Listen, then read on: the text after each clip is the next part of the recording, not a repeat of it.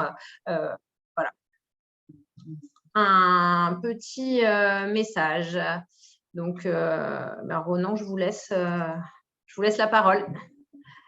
Merci beaucoup Estelle. Oui, donc aujourd'hui, on a le plaisir d'animer ce webinaire donc sur la dénutrition de la personne âgée. Donc c'est un grand nombre d'entre vous nous ont fait remonter des aspects pratiques et des questions auxquelles ils souhaitaient avoir des réponses. Et donc nous avons préparé ce webinaire en ce sens. Donc j'espère que ça répondra à vos questions. Et bien sûr, comme l'a dit Estelle, n'hésitez pas à poser vos questions sur le chat.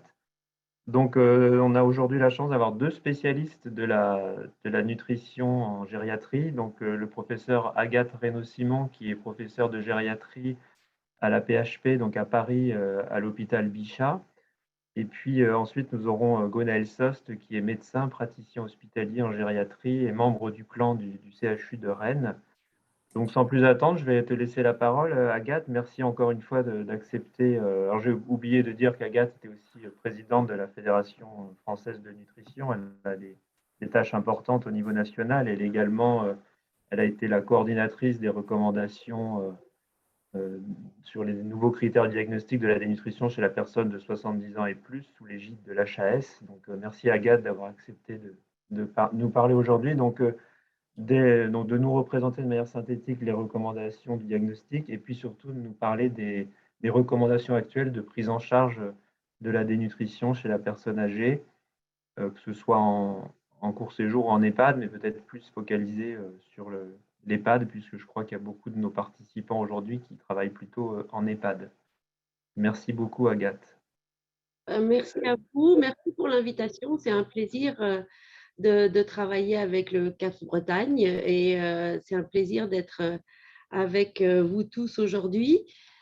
On avait déjà parlé un petit peu, il me semble, des recommandations de la Haute Autorité de Santé qui ont été publiées en novembre dernier sur le diagnostic de la dénutrition chez les personnes de 70 ans et plus. Donc, je vais les reprendre de façon un petit peu synthétique, expliquer ce qui nous a amené à proposer une modification dans les critères de dénutrition, dont finalement en France, personne ne se plaignait trop, et pourquoi certaines choses ont été changées et comment surtout, ce qui est le retour qu'on a le plus depuis novembre dernier, comment on fait en pratique quand on n'a pas tous les outils potentiellement pour faire exactement tout ce qui est écrit. Donc, ce que je vous propose, bon, déjà, c'est de faire une petite introduction sur pourquoi est-ce que les recommandations internationales, en fait, pas seulement européennes, ont changé. En fait, on s'est aperçu, enfin, tous les experts en nutrition ont fait le constat qu'il y avait beaucoup d'outils, beaucoup de critères qui étaient utilisés et beaucoup d'associations de critères qui étaient utilisés au niveau mondial pour faire le diagnostic de dénutrition. Et ce qui fait que finalement, on n'avait pas une définition consensuelle et que si on aboutissait à des travaux communs au niveau international, finalement, on ne savait plus trop bien de quoi on parlait puisqu'on définissait la dénutrition de manière différente. Et vous voyez que la perte de poids et l'IMC, c'est des critères qui reviennent beaucoup, mais aussi dans certains outils, on évoque la baisse des ingestats, l'anorexie, l'affaiblissement. Dans certains outils, par exemple comme le SGA, on parle non seulement des maladies, mais aussi des œdèmes ou de la présence d'acide.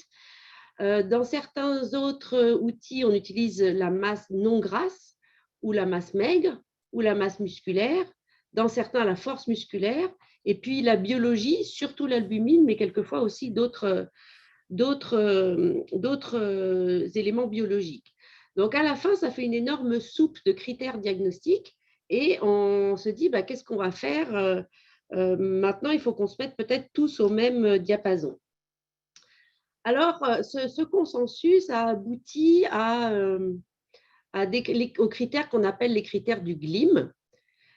Donc, c'est les États-Unis, c'est aussi l'Amérique du Sud, c'est aussi l'Asie, c'est l'Australie, tout le monde a participé. Et donc, l'idée, pour bien comprendre ce que c'est qu'une dénutrition, c'est qu'on allait parler d'une part d'un critère phénotypique. Et donc là, en fait, il s'agit de critères cliniques. Et les seuils qui ont été retenus dans le GLIM, c'est plus de 5% depuis 6 mois dans la perte de poids ou plus de 10% avant 6 mois, après 6 mois, pardon. L'indice de masse corporelle dépend de l'âge, inférieur à 20 pour les plus jeunes en dessous de 70 ans, inférieur à 22 pour les plus de 70 ans, et en Asie, des seuils plus bas, 18,5 à moins de 70 ans ou moins de 20 si plus de 70 ans. Et puis, ce qui est important et ce qui aussi soulève des difficultés pratiques, c'est que dans ces critères phénotypiques, il y a aussi la réduction de la masse musculaire. Alors, on sait que la réduction de la masse musculaire est vraiment importante pour le pronostic de la dénutrition. C'est plus une question de muscles que de gras pour ce qui concerne les complications d'infections nosocomiales, les complications d'infections tout court, les complications post-opératoires, etc. Et donc, on comprend que la masse musculaire, c'est vraiment super important, mais la question, c'est comment on la mesure en pratique clinique. Et donc, dans cette première description, vous voyez qu'ils disent une masse musculaire réduite par des outils de mesure de la composition corporelle validés. Bon, avec ça, on n'est pas très avancé. Et puis, il faut aussi au moins un critère étiologique, et donc il faut une bonne raison pour être dénutri. Et on est dénutri quand on a perdu l'appétit, quand on a diminué ses apports alimentaires, et aussi quand en fait il y a un stress inflammatoire dans les pathologies aiguës et dans certaines pathologies chroniques inflammatoires. Je suis désolée, j'aurais dû traduire cette diapositive. Je le ferai pour la prochaine fois. Donc, comment est-ce que nous, on a extrapolé ça en France? Alors, en fait, le truc, c'est qu'on a, évidemment, on a fait pareil, mais un petit peu différent, parce que sinon, ce ne serait pas drôle.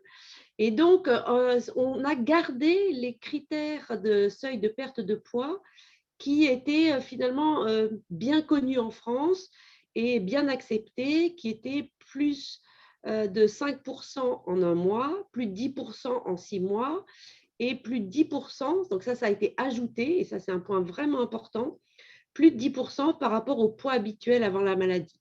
C'est important parce que, en particulier chez les personnes âgées, des fois on a du mal à avoir une courbe de poids bien claire, les dates des derniers poids, etc. Les personnes ne se souviennent pas toujours, mais de se dire qu'on a perdu plus de 10% par rapport au poids habituel avant la maladie, et quelquefois ça peut même correspondre au poids maximum pendant la vie, et ça, le poids maximum, il est habituellement atteint à 65 ans, 65-70 ans, et c'est aussi un bon repère clinique. L'IMC, on a gardé inférieur à 22 par rapport aux recommandations internationales, c'est-à-dire qu'on a augmenté d'1 point par rapport aux critères HAS 2007, et finalement, quand on regardait bien les études épidémiologiques, on n'a pas vraiment de bonnes raisons de choisir plutôt 21 ou 22. Donc, on s'est aligné là sur les recommandations. Et puis, ce qui a été choisi pour les personnes âgées en termes de muscles, c'est une sarcopénie confirmée. Alors, il faut garder en tête que pour les moins de 70 ans, c'était des indicateurs de force musculaire et de performance physique qui ont été gardés, c'est-à-dire la force de préhension et puis la vitesse de marche, alors que chez la personne âgée, on a estimé que finalement la diminution de la force de préhension ou la diminution de la vitesse de marche pouvait être causée par des handicaps et pouvait difficilement être synonyme de dénutrition. Alors que dans le critère de sarcopénie confirmée, on a une diminution de la masse musculaire. Donc, ce qui est plus important pour nous sur le plan du diagnostic chez une personne âgée et qui colle mieux finalement aux critères internationaux. Et puis, on a gardé, ça c'est quelque chose qui sera plus discuté ensuite, les mêmes critères étiologiques, diminution des apports alimentaires, malabsorption, maldigestion, des pathologies aiguës, des pathologies chroniques et des cancers. Alors, vous voyez qu'en EHPAD ou à l'hôpital, on n'a pas du mal à avoir le critère étiologique. La question, c'est plutôt de discuter les critères phénotypiques. Donc, je reviens un petit peu sur la définition de la sarcopénie. Donc, la sarcopénie, il y a eu une redéfinition en 2018. Et ce qui est apparu, c'est que le plus important, c'était la force musculaire, mais que la force musculaire ne suffisait pas pour parler de sarcopénie, mais confirmée, mais qu'une diminution de la force musculaire, c'était une sarcopénie probable. Donc, c'est déjà important. Et ensuite, pour avoir une sarcopénie confirmée, il fallait parler de quantité ou de qualité musculaire. Et finalement, la gravité de la sarcopénie s'évalue sur un impact sur les performances physiques que peuvent être la vitesse de marche en particulier, ou le get up and go, ou le SPPB, ou différents tests. Alors, comment est-ce qu'on va faire, nous, pour évaluer la sarcopénie? Alors, ce qu'il faut bien garder en tête, c'est qu'on a vraiment besoin d'évaluer s'il y a une sarcopénie ou pas, seulement si on n'a pas identifié la perte de poids. Et normalement, si les personnes âgées étaient pesées régulièrement, c'est un critère qui ne devrait pas poser de difficulté. On sait que c'est recommandé de peser régulièrement les personnes âgées. Bon, dans certains cas, ce n'est pas le cas. On n'a pas d'histoire pondérale. Et puis aussi, si l'IMC n'est pas contributif, c'est-à-dire qu'il n'est pas inférieur à 22. Dans cette situation-là, et seulement, on doit essayer d'évaluer la sarcopénie. Donc, la première chose, qui ne demande aucun appareillage, c'est de faire des 5 levées de chaise. Donc, pour les 5 levées de chaise, il faut être assise sur une chaise sans accoudoir, mettre les bras comme ça autour du thorax. Et puis, on demande de se lever 5 fois d'affilée le plus vite possible. Et si on arrive à faire ça en moins de 15 ou 20 secondes, eh ben, c'est bon. Si on n'y arrive pas, eh ben, on peut dire qu'on a une diminution de la force musculaire. Donc ça, c'est assez facile. Vous voyez qu'il n'y a pas de matériel. Après, vous pourrez me dire, il y a des gens qui ne peuvent pas se lever. Eh ben, si on ne peut pas se lever, ça veut dire qu'on a 0 levé de chaise, ça veut dire qu'on a une diminution de la force musculaire. Je ne vois pas très bien des gens qui ne peuvent pas se lever et qui n'ont pas d'altération de la force musculaire. Même si vous êtes paraplégique, donc pour une cause neurologique, finalement, vous perdez vos muscles des membres inférieurs parce que vous ne les utilisez pas. Le deuxième outil, c'est le dynamomètre. Et donc là, l'idée, c'est de mesurer la force de préhension. Donc voilà l'outil de référence. Alors, ça peut coûter un peu cher. Là, je vous ai mis un exemple. Là, je n'ai aucun lien d'intérêt. Ça peut coûter 300 €. Et il y a une discussion autour de est-ce qu'on doit absolument utiliser ces outils-là ou est-ce qu'on peut utiliser des outils beaucoup moins chers qu'on peut acheter sur Internet. J'avoue que je n'ai pas un avis tranché. Certains disent que ça marche bien, des outils moins chers. D'autres disent que ça ne marche pas bien. Je n'ai pas vu d'études pour les comparer. En tout cas, c'est assez facile de mesurer la force de préhension. Il faut bien que le bras soit en position fléchie à 90 degrés au niveau du coude et puis qu'on serre le plus fort possible. Pas très compliqué. Et en général, ça amuse beaucoup les gens. Et vous mesurez la force musculaire de tout le service quand vous commencez à mesurer celle des malades. Après, la question, c'est la mesure de la masse musculaire. Alors, l'outil de référence, c'est l'absorptiométrie biphotonique ou la DEXA.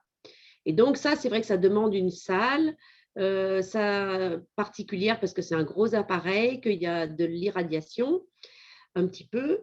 Après, c'est le même outil que ce qui est utilisé pour mesurer la densité minérale osseuse dans l'ostéoporose.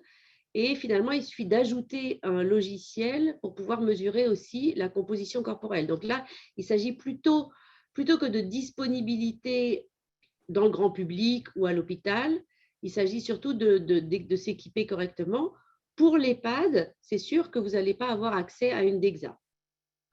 Avec la DEXA, on peut mesurer la masse grasse, la masse maigre totale, la masse maigre appendiculaire, c'est-à-dire bras et jambes, et puis c'est déjà pas mal. Et puis on peut rapporter tous ces indicateurs à la taille. Et puis ce qui est plus facile à l'hôpital, par exemple, mais ce n'est pas complètement interdit de le faire ailleurs parce qu'il y a différentes façons d'utiliser des impédancemétries. Alors, ce que je vous propose de ne pas faire pour les personnes âgées, c'est les pèse-personnes couplées à une impédancemétrie où les électrodes sont seulement au pied. Parce qu'à ce moment-là, on mesure seulement le courant qui passe d'une jambe à l'autre. Et finalement, du coup, on va mesurer la composition corporelle que des jambes, alors que souvent, le gras se localise au niveau de l'abdomen. C'est un peu mieux déjà les pèse-personnes avec des poignées, comme ça on mesure la composition corporelle du corps entier, le courant que personne ne ressent, heureusement, passe des mains aux pieds et traverse l'ensemble du corps. Et puis, il y a maintenant, enfin, il y a depuis longtemps, des appareils où voilà, on met des électrodes aux pieds et aux mains et on mesure la masse musculaire en particulier, surtout la masse non grasse.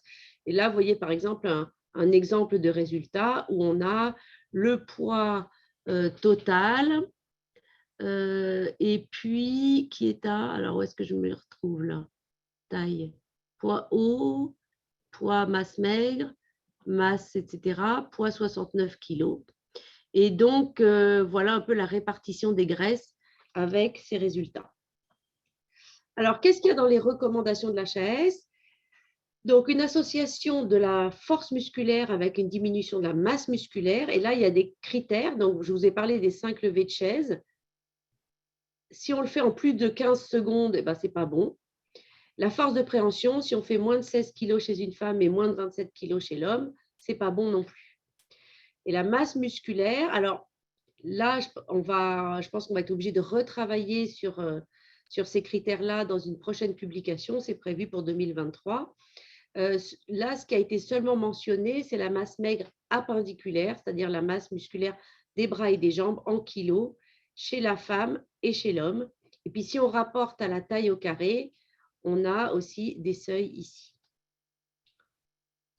Alors, ce qui est pour toutes ces contraintes techniques, il y a heureusement tout récemment une nouvelle publication de la Société européenne de nutrition qui propose un aspect plus pratique pour évaluer la masse musculaire. Et ils disent, s'il n'y a pas de possibilité d'utiliser les outils technologiques, c'est-à-dire si on n'a pas accès à l'impédance-métrie, à la DEXA, au scanner, à l'échographie musculaire, on peut utiliser la circonférence du mollet avec les seuils qui sont présentés ici, 33 cm chez l'homme, 32 cm chez la femme.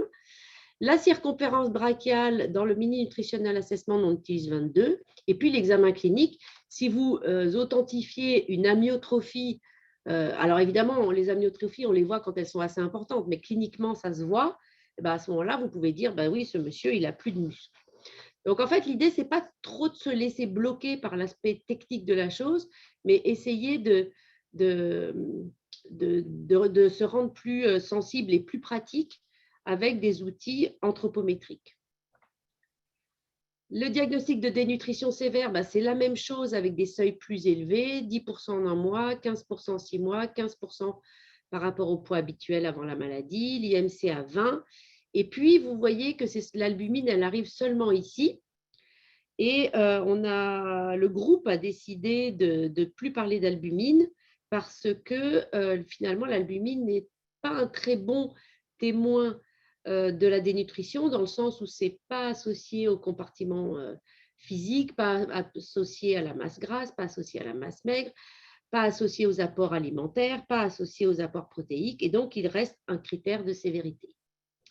Et puis finalement, il y a une situation particulière, l'obésité associée à la dénutrition. Dans ces situations-là, il y a beaucoup trop de graisse et pas assez de muscles. Et vous voyez que là, on a quelqu'un qui est jeune et qui va bien, beaucoup de muscles, pas beaucoup de gras. Et puis, vous voyez quelqu'un qui a une grosse surcharge pondérale, beaucoup de gras, du gras dans le muscle, comme vous voyez ici, avec des infiltrations graisseuses un peu partout. Et donc, on peut être évidemment obèse et dénutri, mais le plus facile, la meilleure façon quand même de le voir, à part la perte de poids, c'est de mesurer la composition corporelle.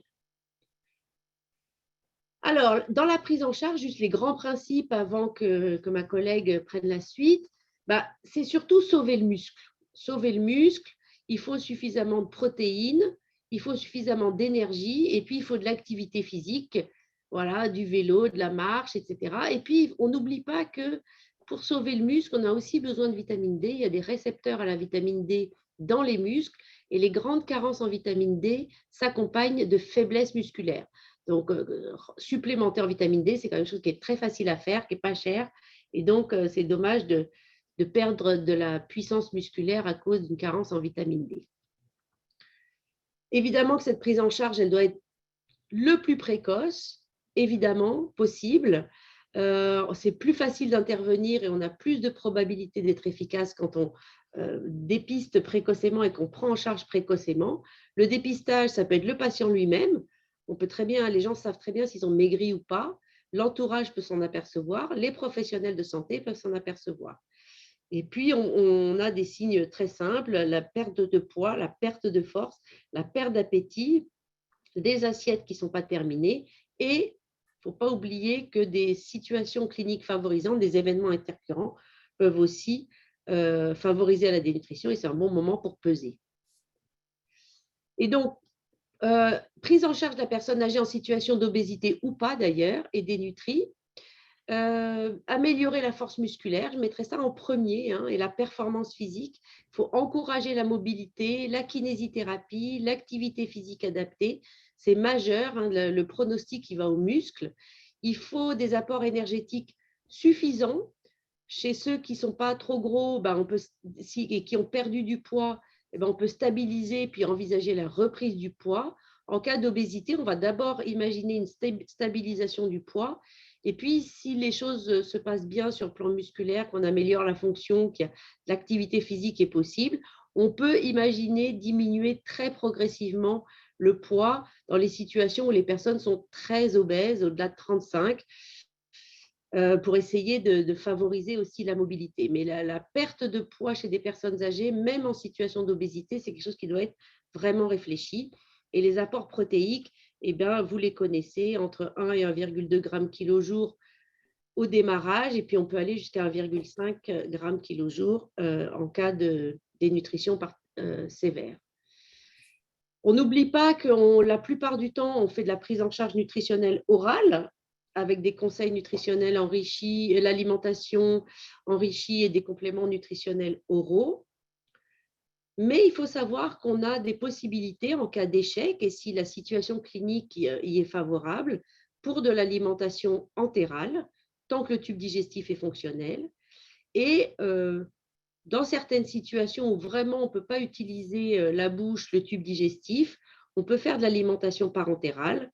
Quand il y a des malabsorptions sévères anatomiques ou fonctionnelles, chez des personnes âgées, on peut imaginer des grêles courts après une ischémie mésentérique, des occlusions aiguës ou chroniques, ou quelquefois dans la situation d'échec d'une nutrition entérale bien conduite. Et donc, je pense que Madame Sost va poursuivre un petit peu, en particulier sur la nutrition orale. Je profite d'avoir la parole pour vous rappeler la Semaine nationale de la dénutrition du 18 au 25 novembre. Je suis sûre que le CAPS Bretagne est au taquet. Et donc, il faut que tout le monde soit inscrit et propose des actions. L'intérêt de s'inscrire, et c'est possible encore jusqu'au 30 septembre, mais après, ça sera fermé, c'est de pouvoir commander des outils, commander des flyers, commander des outils de dépistage, avoir accès à tous les outils du collectif. Et puis, voilà, moi j'ai fini. Les questions, donc j'ai compris, on les prendra à la fin. Merci beaucoup, Agathe, pour cette présentation très claire, comme d'habitude. Donc, sans plus tarder, on va enchaîner avec Dr Gwenaël Sost, qui est praticien hospitalier en gériatrie au CHU de Rennes et donc membre du clan, et qui va nous parler de la prise en charge en pratique de la dénutrition, avec l'objectif de vous donner des recettes, sans jeu de mots, simples, et puis aussi de nous parler également des situations difficiles de fin de vie qui peuvent se poser parfois chez des patients avec des troubles cognitifs avancés ou en EHPAD.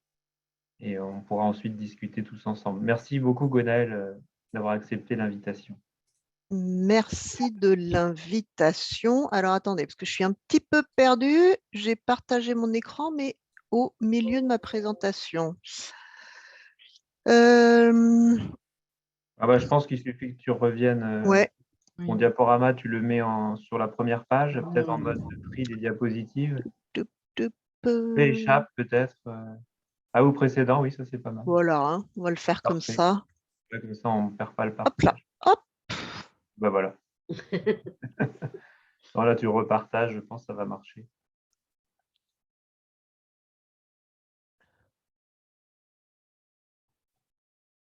Ah, alors.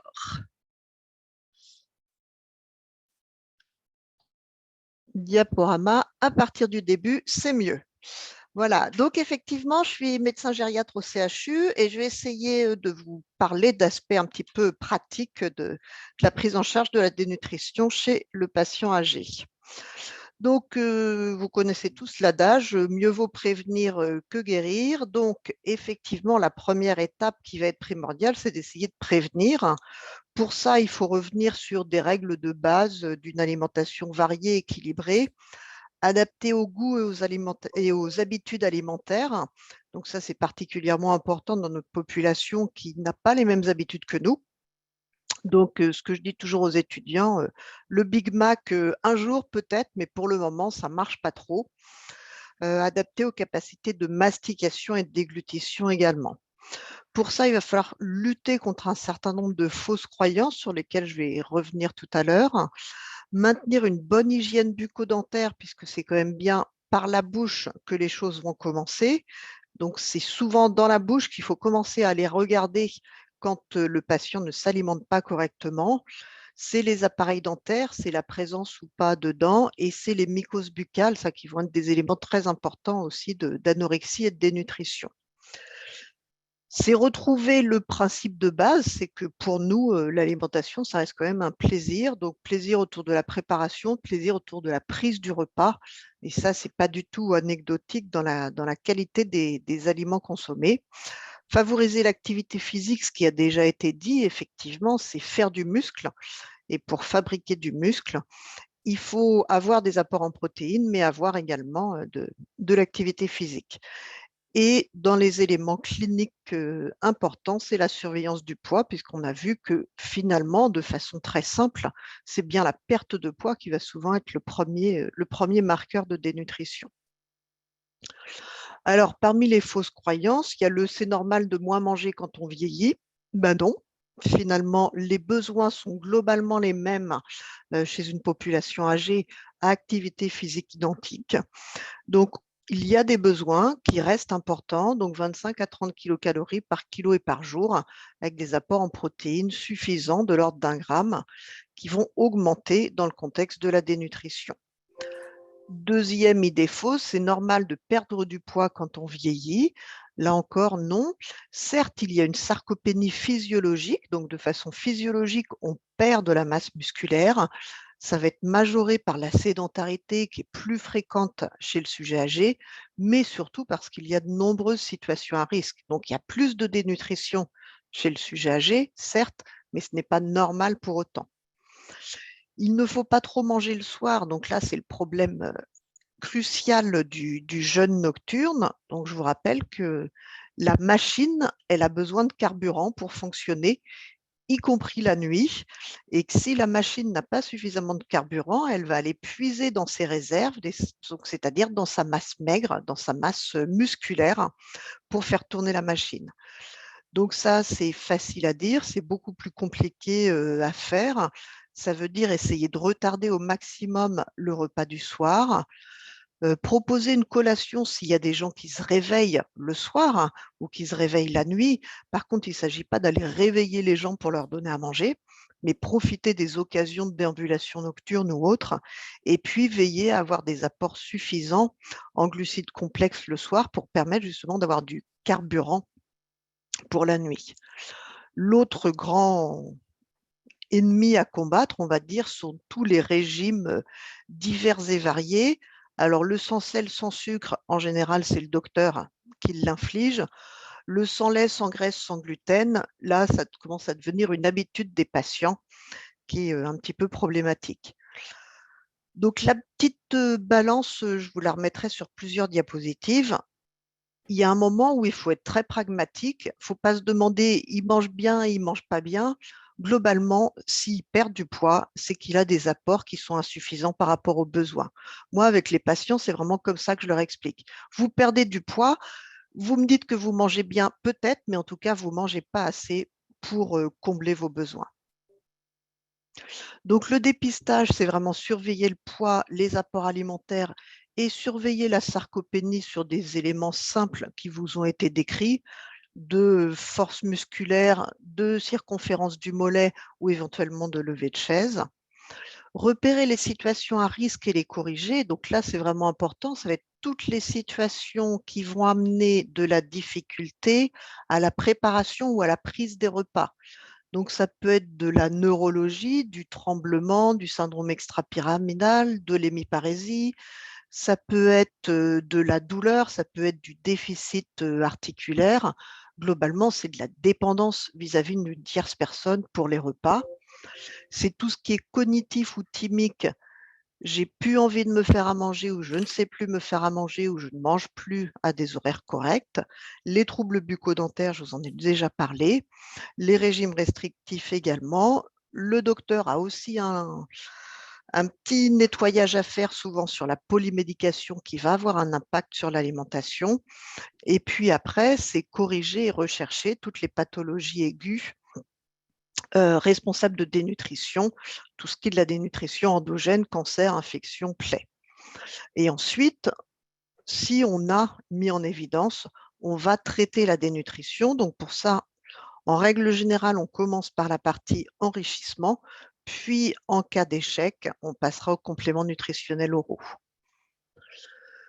Donc pour favoriser l'alimentation, pour augmenter les apports nutritionnels, on va pouvoir déjà regarder ce qui se passe autour de l'assiette, on va dire, autour du repas, autour de ce qui est dans l'assiette.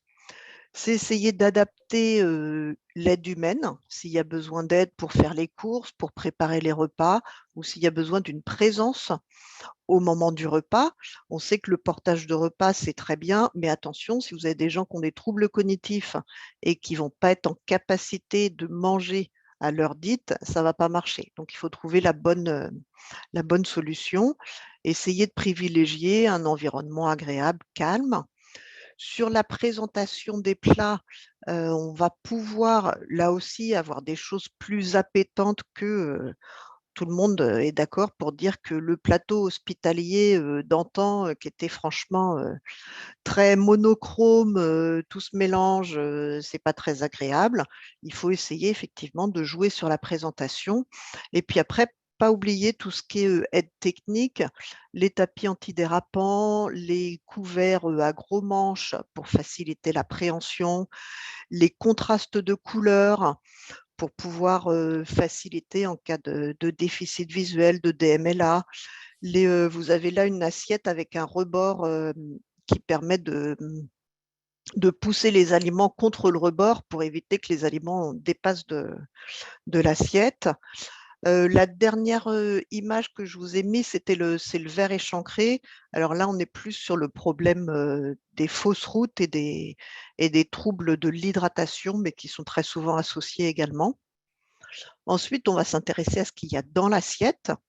Donc, la règle numéro 1, c'est privilégier l'alimentation traditionnelle. Donc, pas essayer de passer tout de suite sur des compléments parce que franchement, moi, je préfère qu'on me donne à manger ce que j'aime, ce qui me fait plaisir et en augmentant la quantité de ce qui me fait plaisir plutôt que de passer sur des compléments.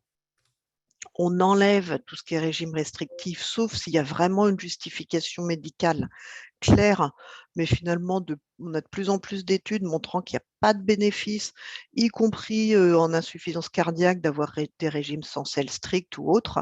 Et là, on sait que ça a un impact important, par contre, sur la qualité gustative des repas.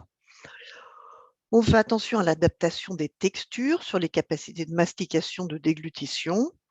On essaye de fractionner les repas parce que souvent, avoir des apports caloriques importants sur 3 repas, c'est difficile. Donc, on va rajouter un 4e repas sous la forme d'un goûter qui, en plus, culturellement, est relativement facile à placer. Je pense que c'est souvent là que c'est le plus facile à placer, et en termes d'amplitude horaire et en termes de culture et d'habitude de vie, de rajouter un goûter. On essaye de travailler sur le jeûne nocturne en ayant bien conscience que c'est difficile en termes d'organisation, mais vraiment essayer de décaler au maximum le repas du soir, d'avoir des apports suffisants en calories, en protéines et en glucides complexes au repas du soir, et puis profiter des réveils éventuels pour reproposer de l'alimentation. Et ensuite, on va essayer d'enrichir l'alimentation. Donc, enrichir l'alimentation, ça veut dire augmenter la valeur calorique sans augmenter forcément le volume. Pour l'adaptation des textures, donc ça peut être dans des contextes de troubles de déglutition, de troubles de mastication, mais ça peut être juste dans des contextes d'asthénie aussi. Donc, vous avez toute une série d'outils qui peuvent être utilisés, le mixeur, le hachoir, le robot manuel, tout ce que vous voulez. Le petit conseil, c'est d'essayer de rajouter un petit peu des corps gras ou du liquide pour éviter que les choses soient trop sèches et puissent être avalées facilement. Donc, petit rappel sur la composition des repas avec des apports équilibrés. Alors, quand il est marqué plus ou moins hors d'œuvre et potage, c'est de faire attention à la satiété précoce qui est plus importante chez le sujet âgé. Donc, être vigilant sur les portions importantes de crudité ou de potage en tout début de repas qui va induire rapidement une sensation de satiété et du coup ne pas permettre d'avoir des apports suffisants sur le reste du repas. Donc, bien penser à avoir les différentes catégories d'aliments, les féculents, les protéines, les fruits, les légumes et bien penser également à l'hydratation. Donc, je vous ai mis quelques exemples pour essayer de couvrir les besoins en protéines et les besoins en calcium. Donc, en protéines, on a dit 1 gramme par kilo et par jour pour avoir quelques repères.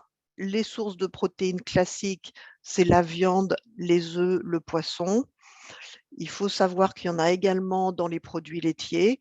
Donc, voilà, il faut essayer de jouer un petit peu sur les différents apports viande, poisson, œufs ou produits laitiers pour essayer d'avoir nos apports suffisants en protéines par jour. Donc, sur les 3 ou 4 portions de produits laitiers par jour, vous allez pouvoir là aussi récupérer quelques grammes de protéines. Et on se rend compte en fait que c'est en récupérant des grammes de protéines à droite à gauche dans les différents aliments, en variant vraiment les sources, qu'on va pouvoir obtenir la quantité nécessaire.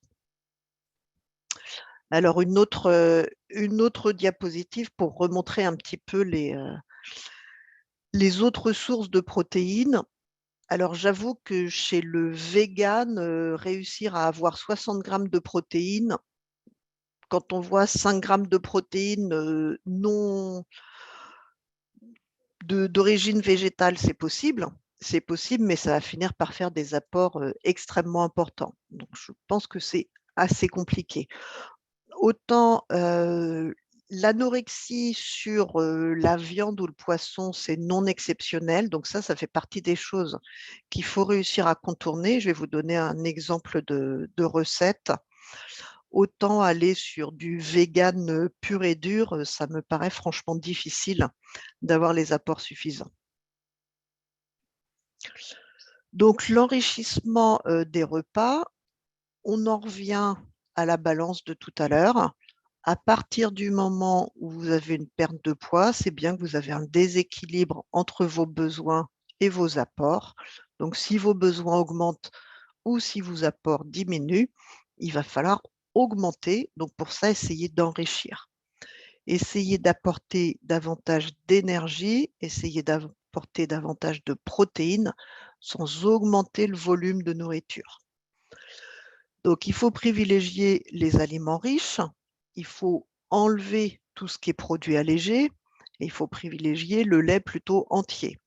Rajouter des collations et vraiment, quand on voit les propositions que je vous fais entre le riz au lait, la petite crème au chocolat, le 4 quarts et le chocolat chaud au goûter, c'est quand même pas des choses désagréables. Donc, il faut trouver le produit qui fait plaisir et qui va pouvoir apporter les besoins nécessaires.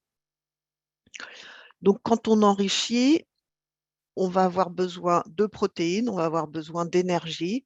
Donc, les protéines, en dehors des classiques pain et viande, c'est les produits laitiers, c'est les œufs. Et l'énergie, il va falloir taper dans les glucides, dans les lipides, donc le beurre, la crème, et puis tout ce qui est produit sucré. Donc vraiment, c'est ajouter ces éléments-là dans l'alimentation habituelle pour enrichir la valeur calorique et protéique. Donc, je vous ai mis un exemple de répartition, une patiente de 50 kg qui est dénutrie, qui vous dit d'emblée ne pas aimer la viande. Donc, il va falloir trouver les 60 grammes de protéines dont elle a besoin par jour dans autre chose que de la viande. Donc là, on a de la chance, elle aime bien le poisson. Donc, ça va nous permettre déjà d'avoir 20 grammes de protéines sur le filet de poisson du midi. Et puis après, finalement, on va jouer essentiellement sur des produits laitiers, en dessert le midi, au goûter. Le soir, tout ce qui est gratin ou crème maison, ça permet là aussi, par le biais du lait, par le biais du fromage et des œufs, d'apporter des apports en protéines suffisants. Donc voilà, c'est pour donner un petit peu des petits exemples pratiques. Hop là, pardon. Donc, dénutrition et troubles cognitifs, effectivement, là, c'est un problème fréquent. Donc, manifestement, vous êtes nombreux à travailler en EHPAD. Donc, vous avez, comme tous les EHPAD, une majorité de gens ayant des troubles cognitifs. On sait que la dénutrition est très fréquente en cas de troubles cognitifs. À domicile, parce qu'il y a des réelles difficultés sur la préparation et la prise des repas. Et puis après, sur les formes plus évoluées, il y a une consommation énergétique sur les déambulations qui peut être absolument faramineuse. Il y a des patients déments déambulants qui font des dizaines de kilomètres par jour, ce qui représente une dépense énergétique absolument considérable. Et d'ailleurs, on voit parfois ces gens-là, le jour où ils sont immobilisés pour un problème X ou Y orthopédique, vont prendre du poids juste parce qu'ils vont arrêter de déambuler. Donc, première étape, je vous ai dit, difficulté sur la préparation, la prise des repas à domicile. Il faut essayer de trouver de l'aide sur la préparation, de la présence au moment des repas. Donc ça, c'est des choses qu'on connaît bien. Il y a un autre élément qui est la modification du goût et des habitudes alimentaires. Il y a des patients, on ne sait pas pourquoi, probablement des modifications cérébrales en lien avec les troubles cognitifs, qui vont avoir un changement complet de leur goût. Donc, du coup, il ne faut pas rester sur, habituellement, on essaye de s'enquérir du qu'est-ce qu'ils mangent d'habitude. Là, il faut essayer, il faut tout essayer. Il faut peut-être changer de type d'aliment, changer de présentation, essayer de trouver quelque chose qui passe. Les repas peuvent être très fragmentés parce qu'il y a des troubles du comportement alimentaire. Je picore, je déambule entre-temps, je garde en bouche. Donc là, le problème, c'est la question du temps. Donc, c'est prendre son temps. C'est très simple à dire, c'est très compliqué à faire en pratique en EHPAD parce qu'à domicile, on a des familles qui nous rapportent des repas de 30 à 45 minutes. Donc malheureusement, un soignant pendant 45 minutes pour un résident au repas, c'est difficile. Donc on fait au mieux, c'est laisser à disposition un certain nombre d'aliments que le patient pourra prendre par lui-même plus tard et c'est revenir reproposer le repas. Dans les aliments à laisser à disposition, c'est là que va intervenir le manger-main. Alors, le manger-main, attention à ne pas en faire tout et n'importe quoi. Le manger-main, c'est une alimentation que le patient peut manger sans utiliser ses couverts, parce qu'il y a des troubles praxiques qui font qu'il n'arrive plus à utiliser ses couverts. Je m'excuse, docteur Sauce, je fais la maîtresse du temps et il faudrait qu'on conclue. Si... Ouais, je crois que j'y suis. Merci. Merci. Donc, en gros, il faut que ça ressemble à un apéritif dînatoire. Donc, c'est des petites bouchées, c'est des petits sandwichs qui peuvent être consommés debout en déambulant et faciles à prendre en main. Dernier point à aborder, oui, c'était dénutrition et troubles cognitifs sévères. Donc, pensez au moment de la fin de vie ou en tout cas de la situation grave. Quel est le sens du soin? Quel est l'objectif, le projet de soin? Et il y a un moment où on va garder de l'alimentation plaisir, qu'on ne va plus avoir d'objectif calorique, que la bataille est perdue, entre guillemets, et que donc il faut juste apporter de l'aliment qui pourra faire plaisir à ce moment-là. Ah oui, j'avais les CNO. Donc les CNO uniquement sur prescription médicale, d'emblée si dénutrition sévère ou bien si apport alimentaire très faible. Donc ce qui vous a déjà été dit, si échec de l'alimentation enrichie ou besoin augmenté. Donc les objectifs, c'est 40 grammes de protéines, 600 calories par jour. Et là, il y a un certain nombre de présentations différentes. Donc il faut vraiment tester les différentes présentations, liquides, solides, plats habituels, biscuits ou autres collations. Donc en pratique, l'évaluation, elle est vraiment clinique. Le contexte, le poids, les apports alimentaires et une éventuelle sarcopénie. Sur la prévention, c'est une prise en charge globale qui comporte les médecins, mais également les infirmières, les kinés, les enseignants en activité physique adaptée pour le côté activité physique, les aides à domicile, les proches, repérer les situations à risque, enrichir, consommer des compléments nutritionnels et surveiller les apports nutritionnels et le poids. Sans oublier la discussion éthique en fin de vie. Merci, désolé du débord. Non, non, merci, c'était parfait. Merci beaucoup. Merci Gwenaëlle. Alors, Vous voulez qu'on démarre, on enchaîne sur les questions. Moi, j'avais oui. peut-être juste une question, puis Estelle, je vous laisse faire la synthèse des autres Oui. questions. Sur la nutrition entérale, Agathe et Gwenaëlle, je ne sais pas si en EHPAD notamment, est-ce qu'à votre avis, il y a des situations au cours desquelles on peut être amené à proposer une nutrition entérale? Alors, pour moi, en EHPAD, je pense que globalement, c'est souvent Compléments nutritionnels oraux. des situations qui vont nécessiter une hospitalisation sur une pathologie médicale aiguë où on se dit que sur la prise en charge de cette pathologie médicale aiguë, ça vaudra le coup. On aura vraiment un projet de soins qui nécessitera une nutrition entérale. Je ne suis pas sûre que la décision et l'initiation de la nutrition entérale en EHPAD soit ce qu'on fait de plus fréquent et de plus adapté. Oui, ben, je suis tout à fait d'accord avec vous. En fait, ce qui est important, même en EHPAD, c'est de repérer des situations où, en effet, en cas d'événements intercurrents ou d'arrivée d'une nouvelle pathologie qui nécessite des traitements particuliers, d'abord d'évaluer la part de la nutrition dans ce qui va faire le pronostic. Déjà, il faut savoir si ça rend service ou pas. Et puis après, est-ce que le patient va pouvoir garder la sonde ou pas? Est-ce qu'il y a des troubles du comportement? Est-ce qu'il est surtout capable de comprendre pourquoi on lui propose une nutrition entérale?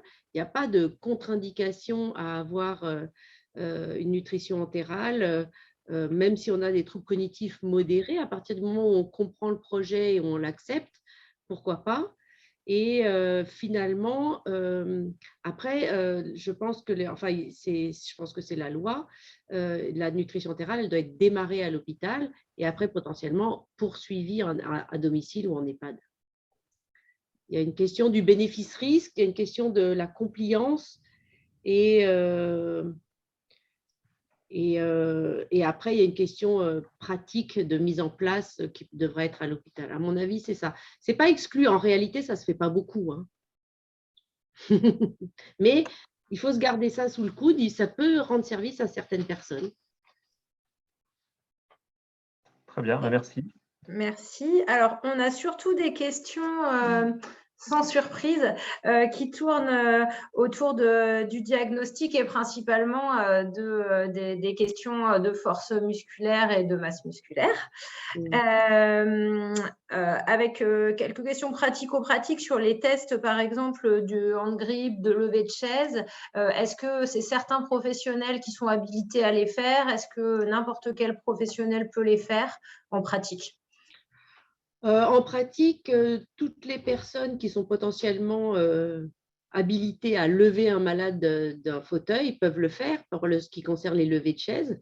Donc, ça peut être un aide-soignant, ça peut être un infirmier, une infirmière, ça peut être une diététicienne, ça peut être un médecin. En fait, tout le monde peut le faire. En fait, ce n'est pas des gestes qui sont très difficiles.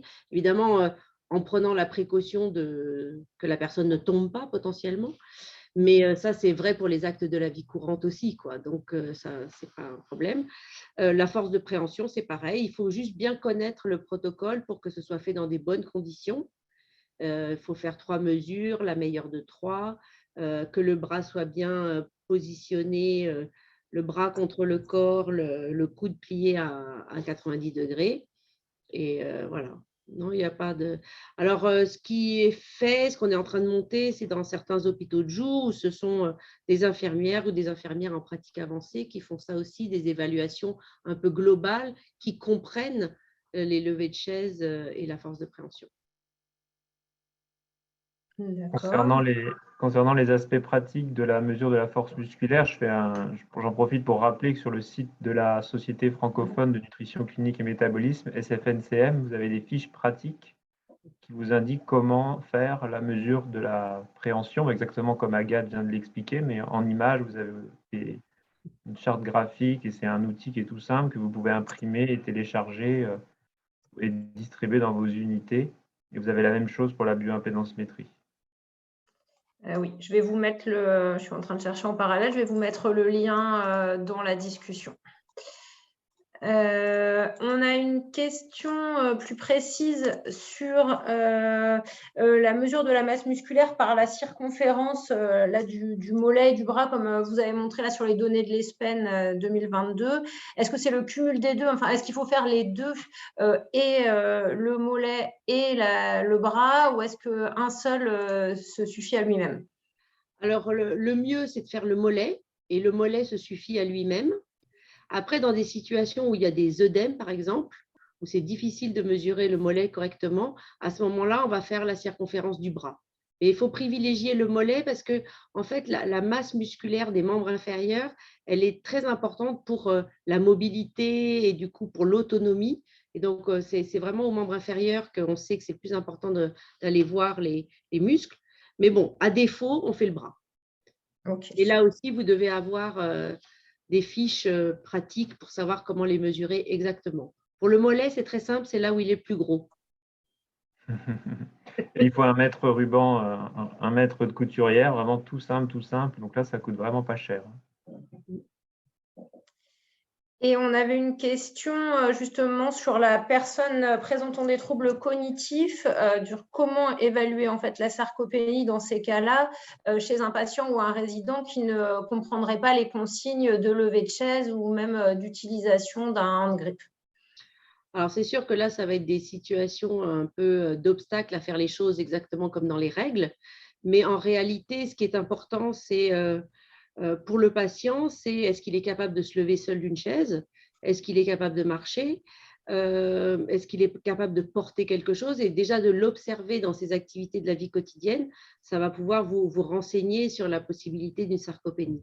Quelqu'un qui ne marche plus du tout, ben, c'est sûr qu'il a une sarcopénie. Les gens qui ont besoin de se pousser sur les accoudoirs d'une chaise, ben, ce n'est pas normal non plus. En fait, on voit beaucoup de personnes âgées qui font ça, mais en fait, ce n'est pas normal. C'est une diminution de la force musculaire. Et puis après, si au bout de 3 pas, ils sont épuisés, bon, bah, c'est aussi un indicateur de mauvaise performance physique, et aussi c'est bon. Donc, en fait, l'idée, c'est que à défaut d'avoir tous les moyens, je pense que l'observation d'une personne âgée, ce qu'on a vraiment l'habitude de faire dans les EHPAD, que ce soit les médecins, les infirmières, les aides-soignants, les diététiciens, ça suffit aussi pour repérer des situations à risque. Et finalement, ce qui change pour la personne, ce n'est pas tellement que nous, on fasse le diagnostic, c'est qu'on arrive à lui proposer suffisamment bien à manger et bien d'activité physique pour qu'il aille mieux. En réalité, en EHPAD, il n'y a pas beaucoup de personnes qui ne nécessitent pas un soutien nutritionnel et une stimulation à l'activité physique. À part les personnes qui déambulent sans arrêt, mais sinon, les autres, ils ont tous besoin d'être renforcés sur le plan musculaire et mieux nourris. C'est clair. Alors, comment vous faites en pratique, Agathe et Gwenaëlle? Peut-être qu'on peut finir là-dessus, sur l'activité physique, parce que vous avez toutes les deux mentionné à juste titre l'importance, à la fois en prévention et aussi en traitement. Et c'est parce que dans les EHPAD, c'est compliqué de mettre en place une activité physique adaptée, organisée. Est-ce que c'est en train de se développer? Est-ce que vous auriez des conseils simples à donner à nos auditeurs potentiellement? Gwenaëlle, je vous laisse la parole peut-être. Oui, effectivement, c'est pas une question simple. Ce qui est le plus répandu, on va dire, c'est les activités physiques type gym douce ou autres qui sont faits souvent en EHPAD par les animateurs ou des bénévoles X ou Y. La présence kiné est pas toujours simple à obtenir et je pense que ce qu'on sous-utilise, c'est les APA. Moi, j'avoue que je n'ai pas d'expérience d'APA en EHPAD et pourtant, je pense qu'il y aurait une réelle place. Je ne sais pas si vous avez l'expérience. Oui, alors il y a des associations d'éducateurs d'activités physiques adaptées qui justement interviennent dans les EHPAD. Alors, ce n'est pas assez en réalité à l'échelle des besoins, mais qui viennent par exemple une fois par semaine et qui font lever des objets, qui font de l'activité soit assis, soit debout. Et en fait, en général, ça se passe assez bien. C'est aussi un moment assez convivial. Ils font ça sous forme de groupe. Et il y a ça. Et puis, je crois que ça, c'est important, mais voyez que tous ces professionnels, que ce soit le kiné ou l'APA, ils ne peuvent pas intervenir tous les jours.